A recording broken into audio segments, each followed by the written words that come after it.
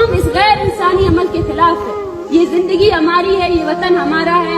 हम हर उस फर्द के खिलाफ है जो हम पर जब्र करके हम पर हुकूमत करना चाहता है। हम उन सब के खिलाफ है। हम सब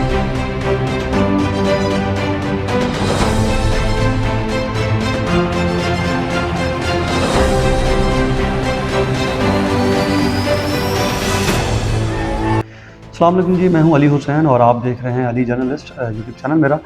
और आज हम बात करेंगे सोशल मीडिया पर एक ऐसी बेटी जो है वो वायरल हुई है। हर तरफ उनकी जदोजहद, उनकी तकारीर जो है वो उसके चर्चे हैं और साथ साथ ये कहा जा रहा है कि वो जो है वो एक नई रहनुमा बनकर उभर कर सामने आ रही हैं। तो मैं बात कर रहा हूँ डॉक्टर महरंग बलोच की, जो कि एक तहरीक है बलोच यकजहती कौंसिल, उसको लीड कर रही हैं। और साथ साथ ये जो तहरीक है, अभी रिसेंटली ही उन्होंने जो है वो तुर्बत से लेकर बलूचिस्तान तक एक मार्च किया है, जो तुर्बत से लेकर इस्लामाबाद तक मार्च लेकर जा रही हैं और सिंध से लेकर पंजाब के इलाकों में उनका इस्तकबाल भी किया गया। तो उनके मुतालबात हैं वो मिसिंग पर्सनस के हवाले से है और साथ साथ जो भी मावरा अदालत कत्ल हैं उनके हवाले से भी इनके मुतालबात हैं। तो सबसे पहले हम बात करते हैं डॉक्टर महरंग बलोच हैं कौन और उनका ताल्लुक़ कहाँ से है। इंतजामिया बार बार हमसे ये कह रही है कि हम आपको इस्लामाबाद प्रेस क्लब नहीं जाने देंगे, आप किसी F6 पार्क में या F9 पार्क में बैठे।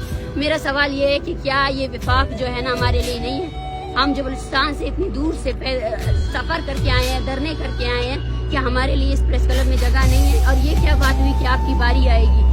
ये प्रेस क्लब जो है ना अवाम का प्रेस क्लब है, विफाक का प्रेस क्लब है। इसमें हर बंदे के लिए जगह होनी चाहिए। और ये डिले टैक्टिक्स इस्तेमाल करके हमें जो है ना ये कहा जा रहा है कि आप यहाँ बैठे वहाँ बैठे। तो मैं सबको ये पैगाम देना चाहती हूँ कि ये पुरअमन तहरीक है। मैं बार बार कह चुकी हूँ कि पुलिस और इंतजामिया इस तहरीक को जो है ना सबूताज करने की कोशिश ना करे और हमें डिले टैक्टिक्स में नहीं लगाया जाए। ये खुद एक बहुत बड़ा अलमिया है कि ये माएँ और बहनें इतनी दूर से आए हैं और इस विफाक के प्रेस क्लब के अंदर उनके लिए जगह नहीं है। तो डॉक्टर महरंग बलोच जो हैं वो सन 2020 में उस वक्त तवज्जो का मरकज़ बनी जब बोलान मेडिकल कॉलेज में ऑनलाइन क्लासेस के उसके ख़िलाफ़ जब एहतजाज किया गया तो उन तालिब इल्मों को गिरफ़्तार किया गया। तो उनमें इनको भी गिरफ़्तार किया गया, डॉक्टर महरंग बलोच को, और साथ साथ ये नारेबाजी भी करते रही। उसके बाद फिर इनको रिहा कर दिया गया। वो तलबात के जो हुकूक थे उनके हक़ में आवाज़ बुलंद करती रहीं बोलान मेडिकल कॉलेज में। उसके बाद फिर उनका महरंग बलोच का कहना था कि उनके जो वालिद थे उनका नाम अब्दुल गफ़ार था, वो वापडा में मुलाजमत करते थे और मज़दूर थे और कौम परस्त थे और बाएं बाजू की सियासत भी वो करते थे। महरंग बलोच का दावा है कि सन 2006 में उनके वालिद पहली मरतबा लापता हुए और उसके बाद कुछ अरसे बाद वो वापस आ गए। फिर उसके बाद 2009 में भी वो लापता हुए और इस तरह 2011 में उनकी मस्क शुदा लाश मिली। ये मैं उस लड़की की बात कर रहा हूँ जिसकी वीडियोस वायरल हो रही हैं और लोग शेयर भी कर रहे हैं सोशल मीडिया में। तो उसकी ज़रा मैं स्ट्रगल और उसकी जो उसने इंटरव्यू दिए हैं उसके हवाले से मैं आपको बता रहा हूँ। डॉक्टर महरंग बलोच के मुताबिक कि उसके बाद हम सब बहन भाई कराची शिफ्ट हो गए और कई साल तक हम खामोशी से ज़ेर तालीम रहे। उसके बाद बलूचिस्तान जो है वो तवील अरसे बाद उनका रब्ता हुआ बलूचिस्तान में और फिर उनको बोलान मेडिकल कॉलेज में एडमिशन मिला। उनका मज़ीद ये कहना है कि बोलान मेडिकल कॉलेज कोयटा में दाखिले के दौरान वो नकाब करती थी और फिर खामोशी से वो सिर्फ पढ़ती थी, ठीक है। उसके साथ साथ उनका ख्याल ये था कि किसी भी तरह अपनी पढ़ाई मुकम्मल कर लूँ, उसके बाद फिर मैं सियासत में हिस्सा लूँगी। तब तक वो नकाब करती थी और वो बकौल उनके कि वो सिर्फ़ और सिर्फ अपनी तालीम पर ध्यान देती थी। उसके बाद 2011 में उनके वालिद की मस्क शुदा लाश मिली। उसके बाद 2016 में उनके भाई को लापता किया गया। ये महरंग बलोच की जानिब से कहना है जिस पर इन्होंने अपना नकाब उतारा और एहतजाज किया। आजकल वो लीड कर रही हैं बलोच यकजहती कौंसिल को, वो लीड कर रही हैं जो कि मिसिंग पर्सनस के हवाले से भी जो है वो एहतजाज करता है। रिसेंटली वो तुर्बत से जो है वो एहतजाज जो मार्च है उनका वो लेकर निकले हैं, जो कि सिंध से होता हुआ वो पंजाब में दाखिल हुआ।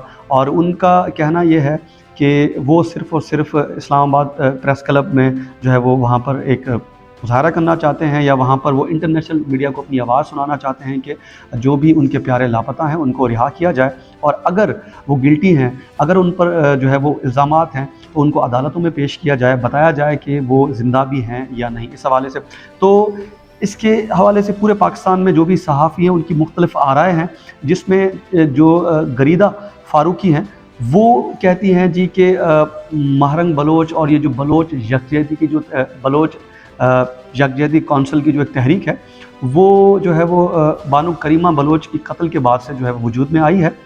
ان کو قتل کیا گیا تھا، وہ بھی اس طرح کی انسانی حقوق پر بات کرنے والی، لاپتہ افراد پر بات کرنے والی کریمہ بلوچ تھی جن کو کینیڈا میں قتل کیا گیا تھا. تو اس کے بعد یہ تحریک وجود میں آئی. ان کا یہ کہنا تھا کہ یہ جو تحریک ہے بیسیکلی یہ جو بلوچستان میں جو علیحدگی پسند تحریکیں ہیں ان کو بھی سپورٹ کرتی ہے. اور اس کے ساتھ ساتھ صحافی غریدہ فاروقی نے یہ بھی کہا کہ جو مہرنگ بلوچ ہیں وہ ریاست سے وظیفہ لے کر ڈاکٹر بنی ہیں اور آج بھی وہ جاب کرتی ہیں. تو انہوں نے مہرنگ بلوچ کو یہ تو یاد دلایا کہ ریاست جو ہے وہ انہیں وظیفہ دے کر ریاست نے ڈاکٹر بنایا ہے. اگر ریاست نے وظیفہ دیا ہے تو کیا ہونے والے ظلم کو وہ بھلا دیں؟ وہ اگر اپنے لوگوں کے لیے آواز بلند کر رہی ہیں تو ان کو ملنے والا وظیفہ اس پر وہ چپ کر جائیں. ریاست نے اسے وظیفہ دے کر کوئی بہت بڑا احسان تو نہیں کیا، کیونکہ جس علاقے سے اس کا تعلق ہے ریاست وہاں سے بھی تو کچھ نہ کچھ حاصل کر رہی ہے جو کہ معدنیات سے مالا مال ہے. تو آپ ایک بیٹی کو وظیفے کا تانا دے رہی ہیں اور اس کے صوبے سے ریاست جو کچھ حاصل کر رہی ہے جو کہ اس صوبے کو اس کی رائلٹی جو ہے وہ تک نہیں مل رہی. تو بہرحال خیر آگے بڑھتے ہیں. اس کے بعد جو ہے وہ اگر ہم یہ کہیں کہ اس تحریک کو گزشتہ رات جو ہے وہ جب یہ احتجاج کر رہے تھے تو احتجاج کے دوران جو ہے وہ لاٹھی چارج اور واٹر کینن کا سردی میں استعمال ہوا ان بہن بیٹیوں پر اور جو بھی وہاں طالب علم تھے ان پر. تو پولیسی گرفتاریاں بھی وہاں پر ہوئیں لیکن پھر انہوں نے روڈ بلاک کیا اس کے ساتھ ساتھ. تو میں ذرا کہنا یہاں پہ یہ چاہوں گا کہ پرامن نہتے شہری اگر احتجاج کریں تو احتجاج ان کا بنیادی حق ہے. وہ آپ سے یہ مانگتے ہیں کہ جو بھی ان کے پیارے لاپتہ ہیں اگر وہ گلٹی ہیں، آپ سمجھتے ہیں وہ دہشت گرد ہیں، ان کو عدالتوں میں پیش کریں، ان کے خلاف کارروائی کریں. ٹھیک ہے، پاکستان سب کے لیے عزیز ہے، پاکستان سے بڑھ کر کسی کے لیے کچھ بھی نہیں ہے، لیکن اس طرح اگر سنے بغیر احتجاج کی بھی اجازت نہ ہو. ویسے تو ہم فلسطین کی بات، میری نظر سے ویڈیوز جب گزری تو ایک لمحے کے لیے میں سمجھا کہ شاید یہ فلسطین کوئی نئی ویڈیو وہاں سے جاری ہوئی ہے، لیکن پھر بعد میں پتہ چلا کہ اسلام آباد کی ویڈیو ہے جس طرح آنسو گیس کا استعمال ہو رہا تھا، واٹر کینن کا. اور پھر اسی کے ساتھ ساتھ صحافی حامد میر نے بھی اس پر ٹویٹ کیا. انہوں نے ایک ویڈیو بھی شیئر کی. وہ ویڈیو کیا ہے ذرا وہ ویڈیو دیکھیں.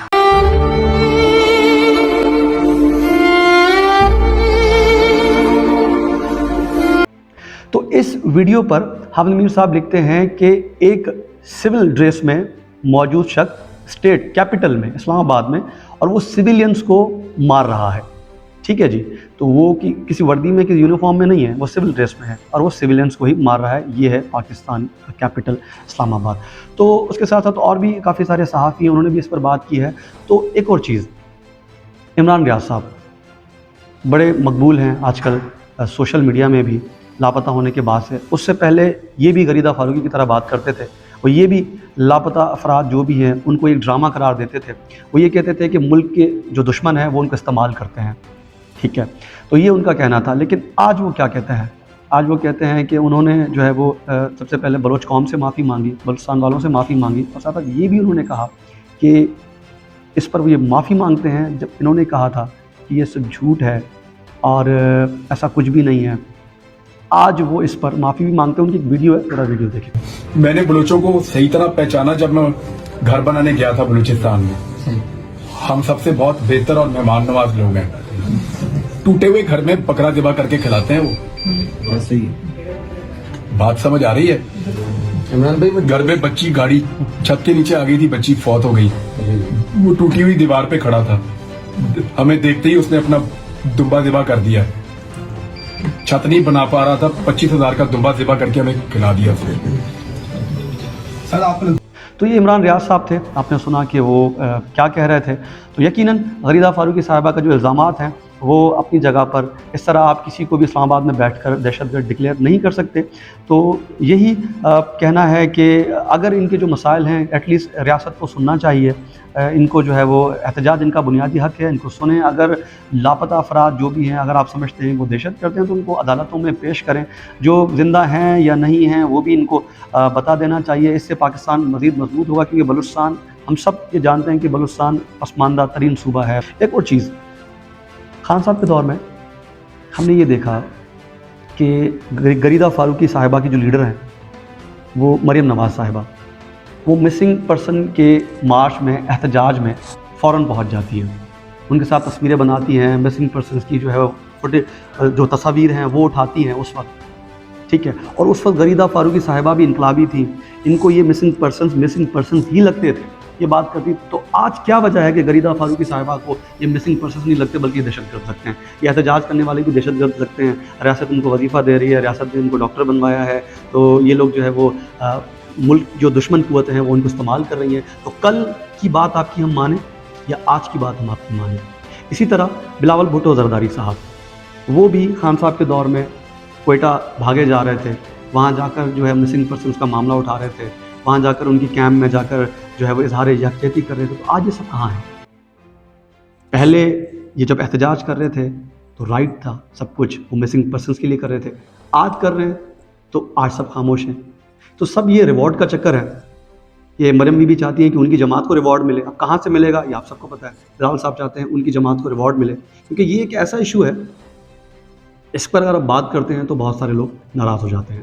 تو بہرحال اب چونکہ بلوچ یکجہتی کونسل نے اسلام آباد ہائی کورٹ سے رجوع کر لیا ہے اور ان کے جو لوگ گرفتار ہیں ان کے حوالے سے بھی، اور احتجاج کرنا ان کا بنیادی حق ہے اس کے حوالے سے بھی، تو مزید اس حوالے سے جو بھی اپڈیٹس آتی رہیں گی اگلی ویڈیو میں آپ سے ضرور ہم بات کریں.